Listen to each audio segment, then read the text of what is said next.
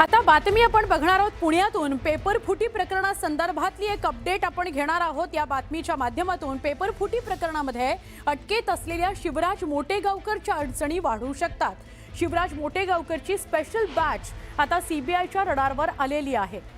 शिवराज मोटेगावकर यांनी काही खास विद्यार्थ्यांकरता सुरू केली होती ही नीटची स्पेशल बॅच।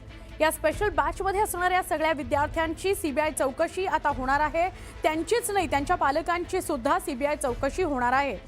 काही विशेष डॉक्टर आणि बड्या पालकांच्या विद्यार्थ्यांकरता शिवराज मोटेगावकर यांनी यानं एक स्पेशल बॅच केलेली होती तयार आणि ती स्पेशल बॅच काल सीबीआयच्या रडारवर आलेली आहे। अकोला आणि लातूरमध्ये करण्यात आली होती या बॅचची स्थापना।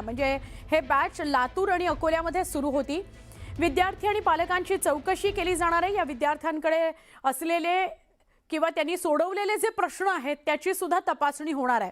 आपण या सगळ्याविषयी बोलूया। आमचे प्रतिनिधी सहकारी अभिजित पोते आपल्या सोबत आहेत। अभिजित, खरं तर ही वेळ येणारच होती, कारण जो काही टिकटॅक मोटेगावकरनं केलेला होता आपल्या विद्यार्थ्यांशी आरसीसीच्या, तो खूप चर्चेत आलेला होता।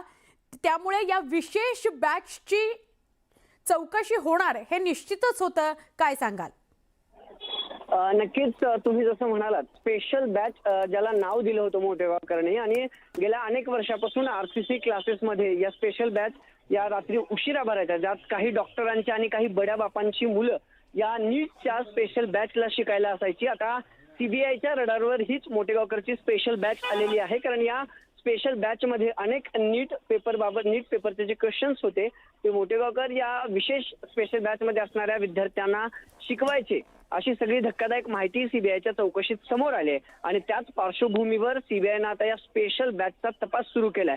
काल ज्यावेळेस सीबीआयच्या चौकशीतून ही माहिती काही दिवसांपूर्वी मोटेगावकरच्या चौकशीतून समोर आली, त्यानंतर मात्र सीबीआयनं अकोला आणि लातूर, खरं तर आरसीसी पॅटर्नचं मूळ जे आहे ते लातूरमध्ये आहे, लातूरमध्ये हे सगळे बॅचेस चालायचे आणि तिथून याची सुरुवात झाली। आणि लातूर आणि अकोल्यात असणारे जे स्पेशल बॅचेस आहेत त्या बॅचेसच्या विद्यार्थ्यांची चौकशी काल सीबीआय कडून करण्यात आलेली आहे। आणि